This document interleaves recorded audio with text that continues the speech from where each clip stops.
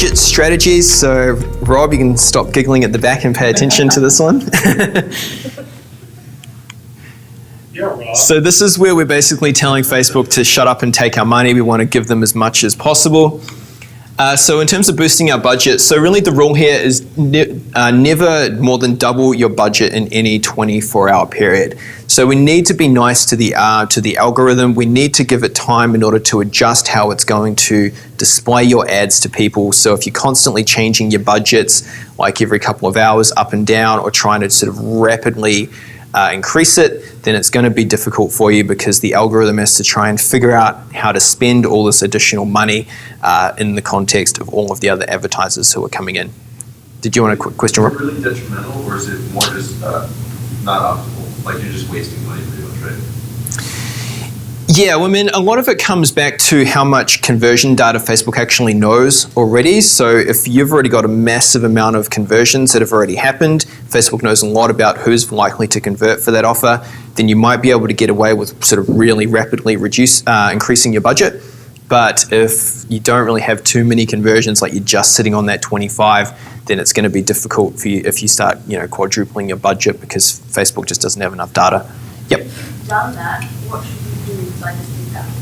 It's going to provide more than that. So should I take it back down and then? Yeah. So typically, they'll get it right eventually. Like in some cases, when we've done that, it'll take like up to 7 days for them to actually start figuring out who to show the ad to. So you can drop it back down. Again, that's going to have to go through another learning period if you drop the budget back down again. But so you could leave it 7 days and it'll catch up, or you could move it back down and then gradually go. Yeah, I'd probably drop it back down because you don't want it just kind of wasting your money for 7 days while it figures out what it's doing. Yeah. Probably a good rule of thumb is sort of, add 50% every other day. That's kind of like a rough rule if you're just sort of gradually scaling up. Yeah. And like possibly what you were talking about there, Carissa, if costs blow out, just revert back to the previous budget. So yeah, you might get to a point where the conversions are too expensive, so you just pull it back a bit. When to stop scaling your ads. So if performance doesn't improve within a couple of days, or your daily budget starts reaching at least half your audience, that would be when I would stop scaling your ads up. All right, getting near the end. So in terms of ad creative, so I'm not going to talk too much about sort of strategies for creating an ad, more just about what to do as you're scaling a campaign. So first thing I would say is always make sure you're using the condensing social proof strategy. Does everyone know what I'm talking about when I say that? So that's basically just using the same ad ID across all of the ad sets that you're doing, so that no matter where somebody sees your ad, no matter what ad set, if they comment or like or share, it just means everybody, even if they're from another ad set, they see all of that interaction and that kind of thing. Worst thing you want is to start scaling an ad up where you've got 10 different ad sets all with the same ad, and the social proof just gets split 10 ways between all the different ads.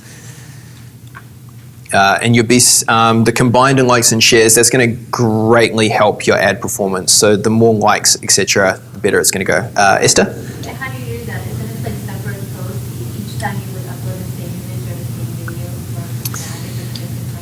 for Yeah, so there's a couple of steps that you go through. There's a video of it in the Mastermind members area. Yeah. It's pretty straightforward. You basically just create sort of the seed ad, and then grab the ID number out of the URL, and then for all of your other ads, you click Use Existing Post, and then you just enter in the ID of that ad, of the first ad.